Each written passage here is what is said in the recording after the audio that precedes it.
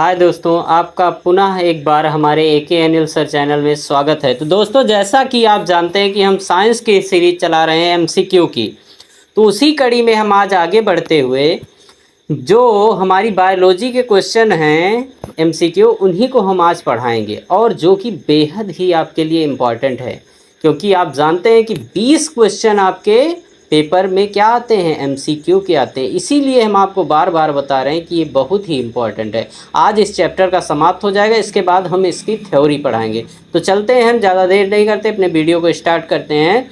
तो आइए हम बताते हैं आपको पहला क्वेश्चन हमारा क्या है। तो जो हमारा पहला क्वेश्चन है वो क्या है, पहला क्वेश्चन हमारा है कि ऑक्सीजन, जो प्रकाश संश्लेषण की क्रिया में ऑक्सीजन गैस निकलती है, मतलब कि जो हमारा प्रकाश संश्लेषण होता है उसमें ऑक्सीजन गैस कहाँ से निकलती है। तो दोस्तों, इसमें अगर हम बात करें कि ऑक्सीजन गैस जो निकलती है वो हमारा कहाँ से निकलती है, जल से निकलती है। डी ऑप्शन हमारा सही हो जाएगा। कहाँ से निकलती है, जल से निकलती है। कहाँ से निकलती है, जल से निकलती है। अब हम चलते हैं अपने दूसरे क्वेश्चन की तरफ। हमारा दूसरा क्वेश्चन है कि प्रकाश अपक्रिया होती क्या है, मतलब कि जो हमारी प्रकाश अपक्रिया है ये होती कहाँ पर है। तो बात करें कि अगर हमारी प्रकाश अपक्रिया होती कहाँ है, तो ये हरित लौह के ग्रेना में होती है। कहाँ पर होती है, हरित लौह के ग्रेना में होती है। अब हम चलते हैं नेक्स्ट क्वेश्चन की तरफ। हमारा अगला जो क्वेश्चन है वो हमारा अगला क्वेश्चन है कि क्लोरोप्लास्ट कौन सा, कि क्लोरोप्लास्ट के ग्रेना में बनता है, मतलब जो हमारा क्लोरोप्लास्ट है उसके ग्रेना में क्या बनता है, तो उसके ग्रेना में एटीपी, कौन सा,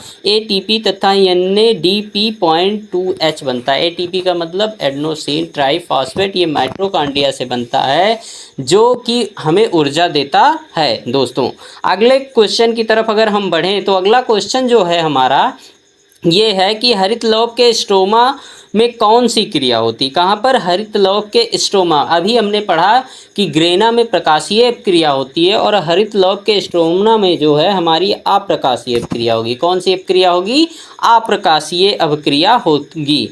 इसलिए हम जल्द जल्द आपको क्वेश्चन पढ़ा रहे हैं ताकि हमारा वीडियो ज़्यादा लंबा ना हो, और काफ़ी क्वेश्चंस हैं इसीलिए हम आपको फटाफट पढ़ा दे रहे हैं।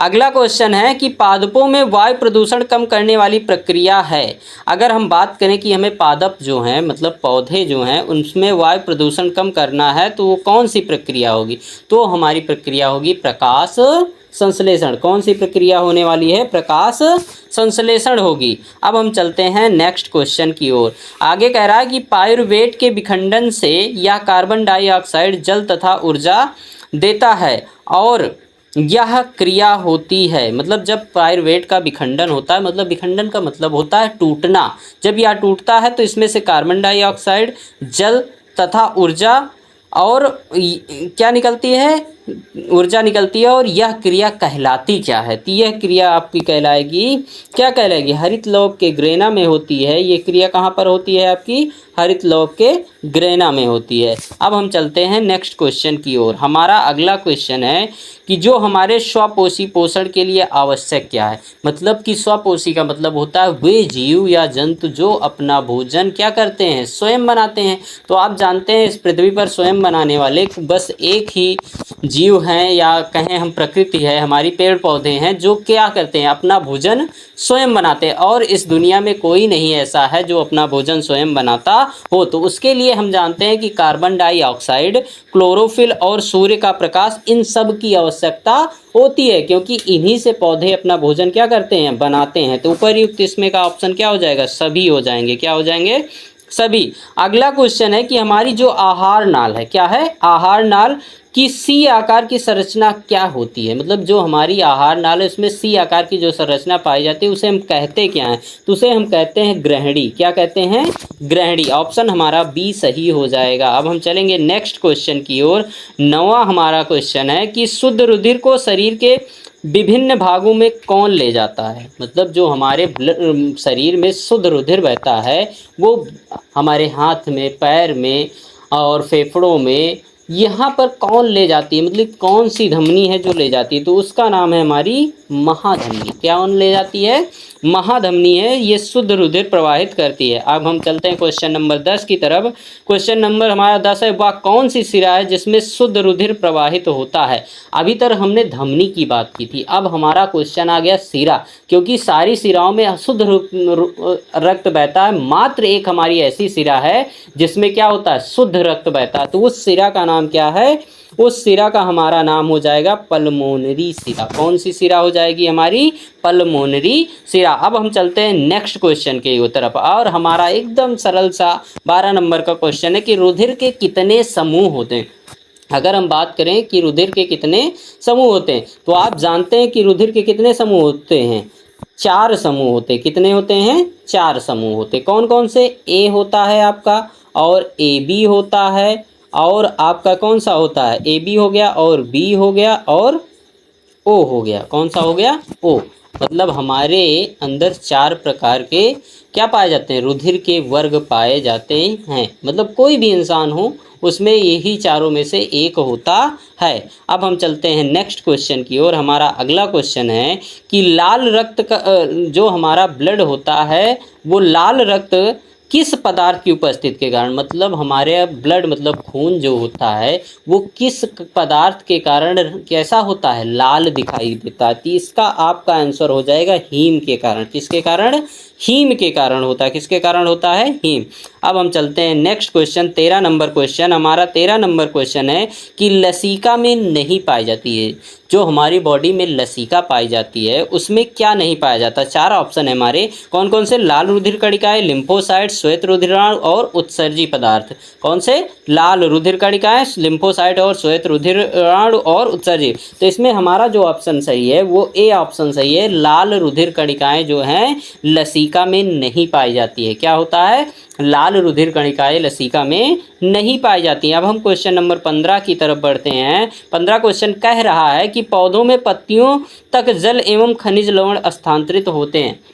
मतलब जो हमारे पौधे होते हैं दोस्तों, ये मतलब अपना जो जल है और लवण, खनिज लवण हैं, इनको कैसे प्राप्त करते हैं? तो इसमें हमारे 4 ऑप्शन हैं। पहला ऑप्शन है फ्लोएम द्वारा, जाइलम द्वारा, मज्जा से और कॉर्टेक्स से। तो हमारा ऑप्शन देखो, इसमें अगर जल की बात करेगा तो जल से जा होता है, और जा से आप याद रखिएगा जाइलम। कौन हो जाएगा? जाइलम द्वारा पत्तियों तक जल एवं खनिज लवणों का स्थानांतरण होता है। अब हम चलते हैं अपने नेक्स्ट क्वेश्चन की ओर। हमारा अगला क्वेश्चन है 16 नंबर की, पादप में जाइलम उत्तरदायी। वही क्वेश्चन दोबारा रिपीट, बस पूछने का तरीका अलग है कि ये किसके लिए उत्तरदायी होता है जाइलम। तो अभी हमने बताया किसके लिए होता है? जल के संवहन, क्योंकि ये पत्तियों और पौधों के अन्य भागों में क्या करता है? जल का संवहन करता है। अब हम चलते हैं अपने नेक्स्ट क्वेश्चन की तरफ।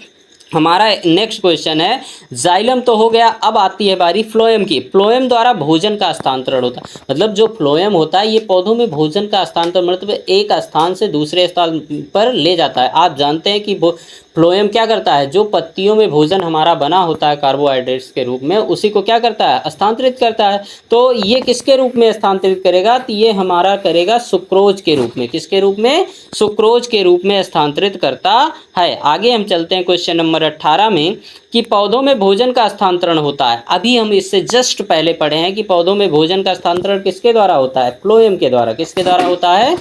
फ्लोएम के द्वारा होता है। अब हम चलते हैं अपने नेक्स्ट क्वेश्चन की ओर। अगला हमारा क्वेश्चन जो है वो है कि डिक्सन एवं जॉली संबंधित हैं। अब बात करता है डिक्सन एवं जॉली से, तो ये हमारा ऑप्शन है क्या है? रसारोहण से, परासरण से, अवशोषण से और विसरण से। तो दोस्तों हम आपको बता दें कि डिक्सन एवं जैली जो हैं वो संबंधित किससे हैं? रसारोहण से। तो हमारा ऑप्शन ए क्या हो जाएगा? बिल्कुल करेक्ट हो जाएगा। अब हम चलते हैं अपने नेक्स्ट क्वेश्चन की ओर। हमारा दूसरा क्वेश्चन क्या है कि अमोनिया की यूरिया में परिवर्तित करता है। मतलब जो हमारे शरीर में अमोनिया होती है उसको यूरिया में कौन कन्वर्ट करता है? तो ये हमारा ऑप्शन हमारा ए क्या है? अग्न्याशय, बी है यकृत, और सी अमाशय, और डी क्या है? वृक्क है। तो ये हमारा जो परिवर्तित करता है वो हमारा कौन करता है? हमारा यकृत जो है अमोनिया को क्या करता है? यूरिया में परिवर्तित करता है। अब हम क्वेश्चन नंबर 23 की तरफ बढ़ने वाले हैं। क्वेश्चन नंबर 23 जो है कि मनुष्य में वृक्क एक तंत्र का भाग है जो संबंधित, मतलब मनुष्य में जो वृक्क होता है, वृक्क मतलब किडनी आपकी होती है, इंग्लिश में बोले तो क्या, किडनी, ये किसका काम करती है बॉडी में? तो इसमें ऑप्शन हमारा ए है पोषण का काम करती है, बी है श्वसन से, और सी है उत्सर्जन से, और डी है क्या, परिवहन से। तो इसमें जो हमारा ऑप्शन हो जाएगा, जो हमारी किडनी है मतलब वृक्क है, वो किसका काम करते हैं? तो उत्सर्जन का काम करते हैं। किसका काम करते हैं? उत्सर्जन का काम करते हैं। अब हम क्वेश्चन नंबर 24 की तरफ बढ़ते हैं। अगला भाग है, अगला क्या है कि बोमेन संपुट भाग है, मतलब कि जो हमारी बॉडी में क्या है, बोमेन संपुट भाग है, ये कहाँ पर पाया जाता है? तो पहला ऑप्शन है पित्त वाहिनी का, दूसरा ऑप्शन है अग्न्याशय वाहिनी का, तीसरा ऑप्शन है प्रोटेस्ट ग्रंथि का, और चौथा है वृक्क नलिका का। तो ये इसमें हमारा जो ऑप्शन सही हो जाएगा वो हो जाएगा वृक्क नलिका का। बोमेन संपुट किसका भाग है? वृक्क नलिका का। अब हम चलते हैं क्वेश्चन नंबर 25 की तरफ। अब ये हमारा है क्वेश्चन नंबर 25, क्या कह रहा है कि गर्मियों के दिनों में किस कारण दोपहर में पौधे मुरझा जाते हैं? आप देखते हैं कि गर्मी जब ज़्यादा पड़ती है तो पौधों की पत्तियां लटक जाती है, वो मुरझाए मुरझाए से दिखते हैं। तो ये पूछ रहा है किस कारण ऐसा होता है? तो ये ऑप्शन हमारा ए है वाष्पोत्सर्जन की कमी के कारण, ऑप्शन बी वाष्पोत्सर्जन की अधिकता के कारण, और ऑप्शन सी है प्रकाश संश्लेषण की कमी के कारण, ऑप्शन डी है प्रकाश संश्लेषण की अधिकता के कारण।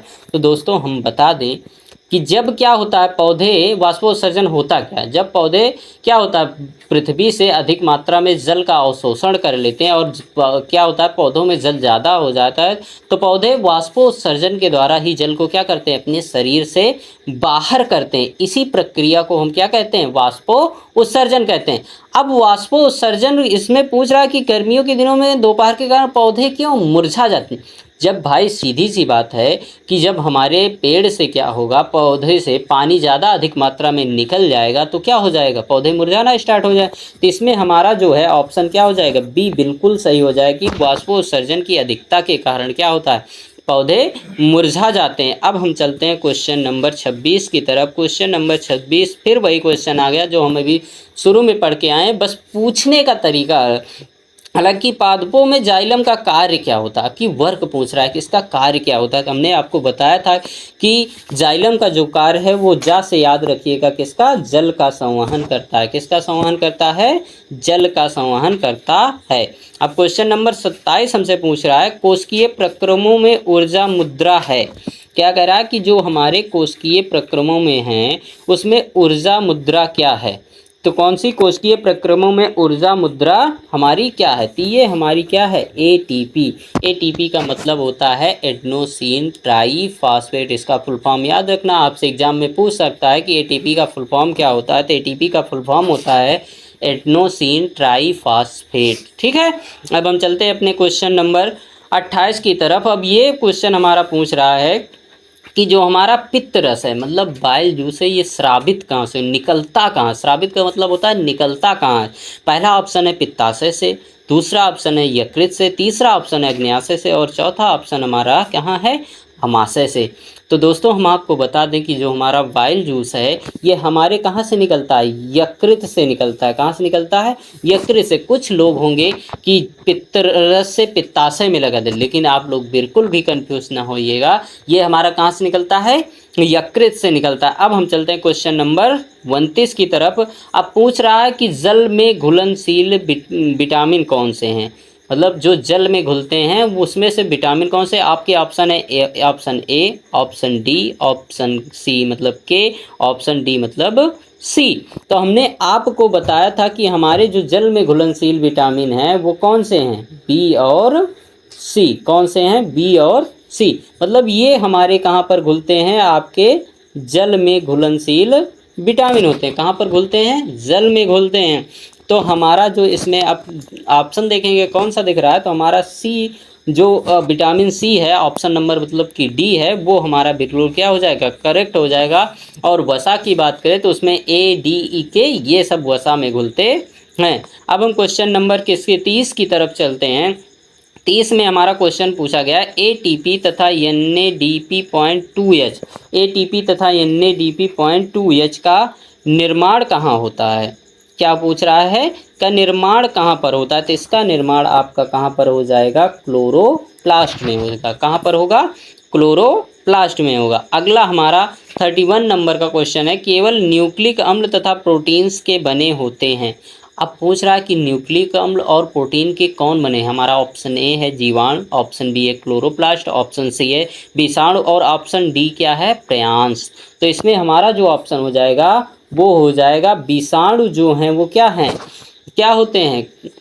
न्यूक्लिक अम्ल तथा प्रोटीन्स के बने होते हैं। अब हम चलेंगे अपने नेक्स्ट क्वेश्चन की तरफ। हमारा नेक्स्ट क्वेश्चन है कि द्वार कोशिकाएं किसमें पाई जाती हैं? मतलब कि जो द्वार कोशिकाएं होती हैं वो किसमें पाई जाती हैं?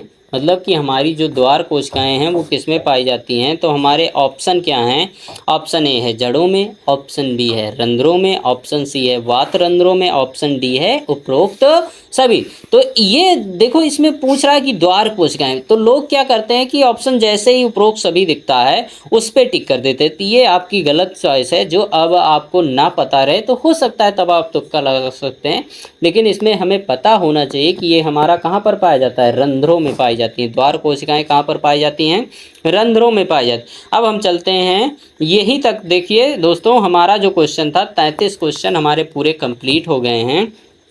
तो आई होप आपको ये वीडियो पसंद आए। अगर वीडियो हमारी पसंद आ रही है तो इसे अपने दोस्तों के साथ शेयर करिए, क्योंकि हम यूपी बोर्ड की तैयारी पूर्णतः कराने वाले हैं और इसके बाद आपकी मैथ की भी क्लास मिलेगी। और मैथ में हम जो है एनसीईआरटी पूरा कवर करेंगे, मतलब एक चैप्टर से लेकर जितने भी चैप्टर हैं हर चैप्टर के एक से लेकर सारे क्वेश्चन करवाएंगे। तो दोस्तों आप बस हमारे साथ जुड़े रहिए और वीडियो को शेयर करिए और जो भी डाउट्स होते हैं उनको कमेंट करिए। तो मिलते हैं दोस्तों नेक्स्ट वीडियो में। जय हिंद, जय भारत।